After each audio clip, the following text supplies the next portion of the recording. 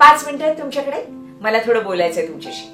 जगाच्या कल्याणाचं काम जिथे होतं तेच तर खऱ्या अर्थानं तीर्थक्षेत्र असतं.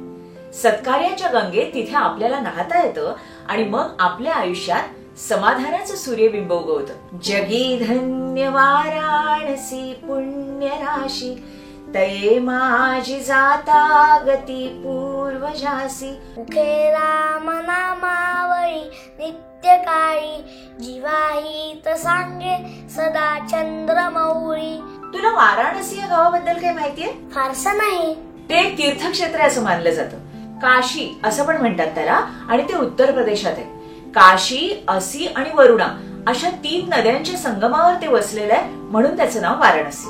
ओ अच्छा अच्छा. 12 ज्योतिर्लिंगांपैकी एक काशी विश्वेश्वर तिथे आहे. म्हणजेच काय, तर प्रत्यक्ष महादेव शंकर तिथे राहतात असं समजलं जातं. त्याच्यामुळे तिथे गेल्यानंतर आपल्याला पुण्य लाभतं, आपल्या पूर्वजांना मोक्ष मिळतो असं सांगितलं जातं. आता मोक्ष मिळतो म्हणजे काय, तर तुला माहितीच आहे या जगामध्ये अनेक प्राणी, पक्षी, कीटक, वनस्पती आहेत.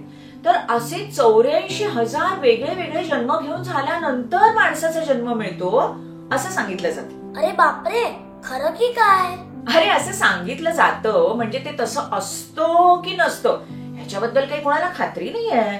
म्हणजे बघ ना, माणसाच्या जन्मात ना मी अगदी वाईट वाईट कामं केली त्याच्यामुळे मला पालीचा जन्म मिळाला असं कुठल्या पालीने आपल्याला सांगितलेलं नाहीये, नाही का?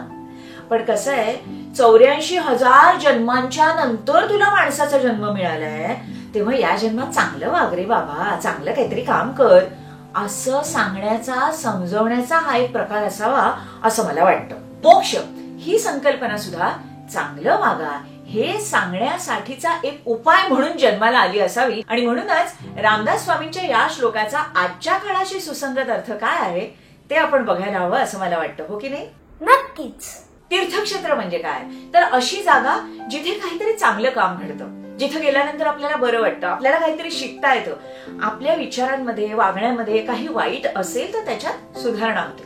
मग आजच्या काळामधली तीर्थक्षेत्र कोणती, तर समाजासाठी प्रामाणिकपणे काम करणाऱ्या सामाजिक संस्था, खेळाडूंना प्रशिक्षण देणाऱ्या संस्था, कलाकारांना उत्तेजन देणाऱ्या, शिक्षण देणाऱ्या संस्था. कळलं. मेसी या फुटबॉलपटूसाठी अर्जेंटिना हे त्याचं तीर्थक्षेत्र आहे. म्हणजे शाळेत जाणाऱ्या मुलांसाठी शाळा हे तीर्थक्षेत्र आहे बरं का. तिथे आपल्या रामाची म्हणजेच अभ्यासाची अगदी मनापासून आराधना केली पाहिजे.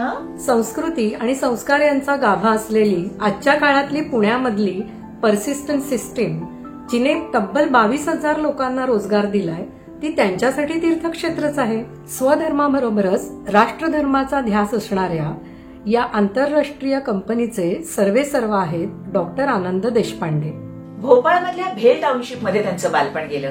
IIT खरगपूर इथून बीटेक कॉम्प्युटर सायन्स ही पदवी घेऊन त्यांनी ब्लूमिंग्टन मधून PhD मिळवली. पण त्यांना ओढ मात्र मातृभूमीचीच होती, म्हणून ते भारतात परत आले. भारतात आल्यानंतर सुरुवातीची त्यांची वर्ष कठीण होती, परीक्षा बघणारी होती, पण त्यांचा निर्धार पक्का होता.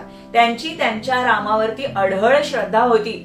आणि राम म्हणजे काय, मी काय सांगते नेहमी, आपलं उत्तम काम. 1990 मध्ये भारत सरकारनं संपूर्ण देशामध्ये 3 सॉफ्टवेअर टेक्नॉलॉजी पार्क सुरू केली होती, त्यातलं एक पुण्यात होतं. पण डॉक्टर आनंद देशपांडे यांना तिथे जागाच मिळत नव्हती, म्हणून त्यांनी दिल्लीतल्या अधिकाऱ्यांशी थेट संपर्क साधला, पत्रव्यवहार केला. त्यांनी त्याच्यामध्ये लिहिलं की तुम्ही जेव्हा आम्हाला असं म्हणता की भारतात परत या, उद्योगधंदे सुरू करा, तेव्हा आम्हाला पूरक पोषक असं वातावरण तुम्ही दिलं पाहिजे. आणि त्याचा परिणाम झाला, त्यांना जागा मिळाली. असेल माझा हरित देईल खाटल्यावरी असं म्हणून ते हातावर हात ठेवून गप्प बसले नाहीत. त्यांनी आपल्या ध्येय साधनेसाठी स्वतः प्रयत्न केले, म्हणून त्यांच्या ध्येयानं त्यांना साथ दिली. मी नेहमीच म्हणते ना, आपण आपल्या ध्येयाचा पाठपुरावा केला की ते ध्येय सुद्धा आपल्याला हात देतं. हेच याच्यावरनं सिद्ध झालं की नाही. आज पर्सिस्टंट सिस्टीम ही जगातली एक बलाढ्य कंपनी ठरली आहे. बिल गेट्स म्हणतो त्याच्याप्रमाणे समाज हिताचं काम करण्यासाठी निवृत्तीची वाट बघण्याची गरज नसते. आणि अगदी तसाच विचार डॉक्टर आनंद देशपांडे यांनी केला आणि डे आसराची स्थापना केली. आपल्या देशात तरुण उद्योजक निर्माण झाले पाहिजेत यासाठीच हे फाउंडेशन आहे. आणि तब्बल 2 लाखाहून अधिक तरुण उद्योजकांना डे आसरानं दिशा दाखवली आहे. यशस्वी उद्योजक हे त्यांचं मराठी पोर्टल आहे, जिथे अनेक यशस्वी उद्योजकांच्या मुलाखती सुद्धा आहेत. मुखात सतत रामाचं नाव असलं तर फक्त आर्थिक नाही तर आत्मिक उन्नती सुद्धा होते. याचं चपखल उदाहरण म्हणजे डॉक्टर आनंद देशपांडे आणि त्यांची पर्सिस्टंट सिस्टीम. एका श्लोकाच्या निमित्तानं गप्पा मारता मारता मला केवढ्या गोष्टी समजल्या आणि त्याही मजेत. अरे हो, माझ्या 2 मुलांवर मी गप्पा मारत मारत जसे संस्कार केले, जसं त्यांना शिकवलं, तसंच 205 श्लोकांच्या निमित्तानं जगभरातल्या 205 अनोळखी मुलांशी बोलायचं, त्यांच्या पालकांशी बोलायचं आणि त्यांना उपयुक्त अशी माहिती द्यायची असं मी ठरवलंय. बिल गेट्स म्हणतो ना, चांगलं काम करण्यासाठी म्हातारा होण्याची वाट बघायची गरज नाही. म्हणूनच तर इतना तो हम कर ही सकते असं म्हणत हे व्हिडिओज मी बनवतेय. आणि तुम्ही सुद्धा म्हातारा होण्याची वाट बघायची गरज नाही. तुम्हाला जर हा उपक्रम उपयुक्त वाटत असेल तर सगळ्यांना या लिंक्स पाठवा, म्हणजे त्यांना सुद्धा त्याचा फायदा होईल आणि मग तुम्ही सुद्धा म्हणू शकाल इतना तो हम भी कर सकते हैं. जय जय